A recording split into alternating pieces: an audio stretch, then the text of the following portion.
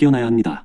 예배당의 외형이 아무리 화려해도, 말씀을 인용한다고 해도, 심지어 성령을 말한다고 해도 그 안에 생명이 없다면 그것은 독이 되는 교회입니다. 많은 사람들이 단지 익숙하다는 이유로 혹은 오랜 시간 다녔다는 이유로 그 자리를 지키지만 영적 생명은 점점 메말라가고 있습니다. 당신은 지금 어떤 교회에 속해 있습니까? 그곳이 당신의 믿음을 자라게 하고 있습니까? 아니면 서서히 마르게 만들고 있습니까? 오늘 당신과 나눌 내용은 결코 가볍지 않습니다. 우리가 하나님 앞에서 속한 교회 공동체가 건강한가를 분별하는 것은 생명과도 같은 문제이기 때문입니다. 디모데후서 3장 5절은 이렇게 경고합니다. 경건의 모양은 있으나 경건의 능력은 부인하는 자들에게서 돌아서라고 말합니다. 그렇다면 우리는 어떤 기준으로 교회의 상태를 분별해야 할까요? 이제부터 당신이 반드시 알아야 할 6가지 기준에 대해 말씀드리겠습니다. 이 기준은 단순한 판단이 아니라 당신의 영혼을 지키기 위한 필수적인 분별력입니다. 첫 번째 기준은 진리보다 문화와 감정을 우선시하는 교회입니다. 설교는 사람의 기분을 좋게 하기 위한 도구가 아닙니다. 진리는 때로 아프고 불편합니다. 그런데 어떤 교회는 말씀을 다루는 방식이 마치 대중 강연처럼 바뀌고 있습니다. 십자가의 고난은 사라지고 죄에 대한 경고는 거의 들리지 않습니다. 그 대신 당신은 소중하다, 잘 될 것이다, 당신의 꿈을 이루자와 같은 메시지가 중심을 차지합니다. 물론 격려는 필요하지만 그것이 전부가 되어서는 안 됩니다. 진리는 죄를 드러내고 회개를 요구합니다.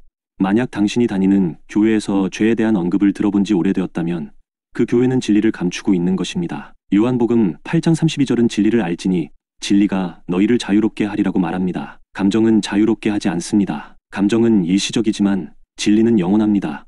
진리가 없는 교회는 결국 사람을 속이는 교회입니다.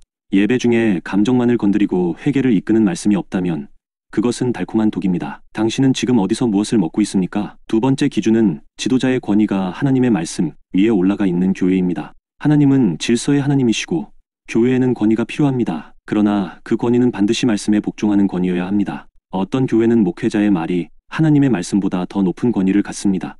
말씀의 기준보다 인간의 해석이 앞서고 질문하거나 다른 의견을 제시하면 곧장 반역자로 낙인 찍힙니다. 이런 구조는 영적 통제를 만들어내고 결국 성도들은 자유롭게 생각하지 못하며 맹목적으로 따라가게 됩니다. 마치 갈라디아서에서 바울이 말한 것처럼 다른 복음을 전하는 자들은 저주를 받을 것이라고까지 경고하고 있습니다. 목회자는 말씀을 해석하는 사람이지 말씀이 아닙니다. 하나님의 음성은 특정 인물에게만 들리는 것이 아닙니다. 모든 신자에게, 당신에게도 말씀하십니다. 당신이 다니는 교회에서 지도자의 말이 하나님의 뜻으로 절대화되고 있다면 그곳은 매우 위험한 곳입니다. 예레미야 23장에는 거짓 선지자들에 대한 하나님의 분노가 담겨 있습니다. 하나님의 이름으로 말하지만 실제로는 자기 마음에서 나온 말이었다는 것입니다. 그런 말은 영혼을 속이고 마비시킵니다. 당신의 귀는 누구를 향해 열려 있습니까? 그 음성이 하나님의 말씀과 일치하고 있습니까? 세 번째 기준은 성령의 역사보다 프로그램과 운영이 중심이 된 교회입니다. 요즘 많은 교회가 점점 기업처럼 운영되고 있습니다. 예배는 쇼처럼 연출되고 사역은 마치 조직 안의 부서처럼 움직입니다. 성령의 인도하심보다 시간표와 기획서가 우선입니다. 물론 질서와 준비는 중요합니다. 그러나 하나님의 임재는 언제나 예측할 수 없는 방식으로 임하십니다. 사도행전을 보십시오. 성령은 제자들이 기도할 때, 말씀을 전할 때 예상치 못한 순간에 임하셨습니다. 그런데 지금의 교회는 성령이 일하실 여지를 점점 닫고 있습니다.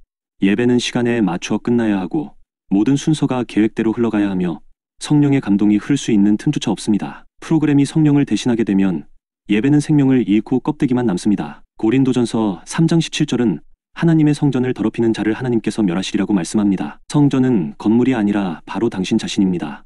성령을 제한하는 교회는 결국 당신의 영을 말리게 됩니다. 겉으로는 활발해 보여도 속은 점점 말라가고 있는 예배. 그 예배에 당신은 지금도 서 있습니까? 네, 번째 기준은 회개와 거룩함이 사라진 교회입니다. 오늘날 많은 교회에서 은혜라는 단어가 자주 사용됩니다. 그러나 그 은혜가 죄를 덮는 핑계가 되고 있다면 그것은 진짜 은혜가 아닙니다. 은혜는 죄를 직면하게 하고 회개의 자리로 이끕니다. 그러나 어떤 교회는 죄를 말하지 않습니다. 회개를 말하는 순간 성도들이 떠날까 두려워 침묵합니다. 대신 있는 그대로 괜찮다고 말합니다. 죄에 대한 고백 없이, 거룩함에 대한 도전 없이 어떻게 그리스도를 따라갈 수 있겠습니까? 야고보서 4장 4절은 세상과 벗된 자는 하나님과 원수된다고 말씀합니다. 그런데 교회는 점점 세상의 흐름을 따라갑니다. 설교는 부드러워지고 복음은 약해지고 거룩함은 잊혀집니다. 성도는 날마다 자신을 돌아보며 죄를 회개해야 합니다. 베드로전서 1장 16절은 너희도 거룩하라, 내가 거룩하니라고 명령합니다. 하나님은 사랑의 하나님이실 뿐만 아니라 거룩의 하나님이십니다. 당신이 다니는 교회가 거룩을 잃어버리고 있다면 그것은 성령이 떠나고 있다는 강력한 경고입니다. 예배의 열기보다 삶의 변화가 중요합니다.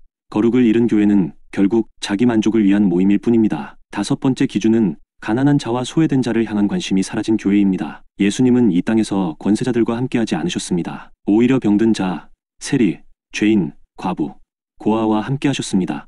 교회는 그리스도의 몸이며 그분의 마음을 따라가야 합니다. 그런데 오늘날 많은 교회는 내부 성장을 우선합니다. 건물을 짓고 재정을 확장하며 프로그램을 개발하는 데 집중하지만 정작 도움이 필요한 이웃은 외면하고 있습니다.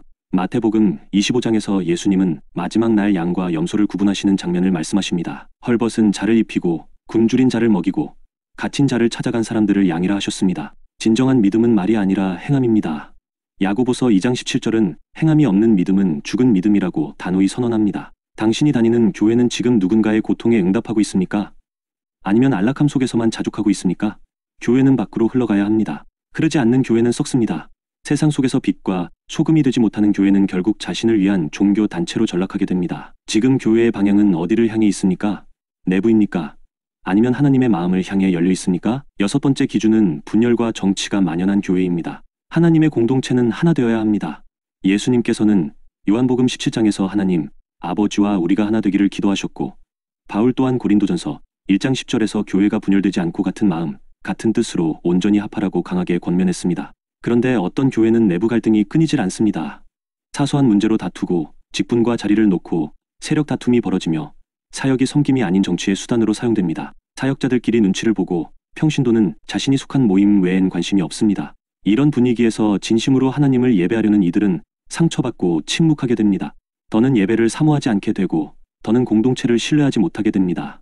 그리스도의 몸이라는 이름 아래 상처만 더해질 뿐입니다. 갈라디아서 5장 15절은 서로 물고 먹으면 피차 멸망할까 조심하라고 말합니다. 분열은 교회를 무너뜨리는 가장 빠른 길입니다. 하나님은 질서의 하나님이시며 화평의 하나님이십니다. 성령께서 임하시는 곳에는 항상 하나됨의 열매가 나타납니다. 만약 당신의 교회가 지금 끊임없는 분열, 사소한 정쟁, 말다툼으로 얼룩져 있다면 그것은 영적으로 병들어 있다는 분명한 증거입니다. 교회는 그리스도의 몸이고 각 지체가 서로를 존중하고 하나 되어야 합니다. 분열은 사단이 역사하는 대표적인 방식이며 정치화된 교회는 성령의 임재를 떠나보내는 지름길입니다. 당신은 지금 어떤 공동체에 서 있습니까? 그 공동체는 사랑으로 하나됨을 이루고 있습니까? 아니면 서로를 견제하며 나뉘어져 있습니까? 이제 당신은 6가지 기준을 다 들으셨습니다. 문화와 감정이 진리를 밀어내고 지도자의 말이 말씀을 가리며 성령보다 시스템이 앞서며 회개가 사라지고 이웃에 대한 사랑이 식어가고 분열이 일상이 된 교회.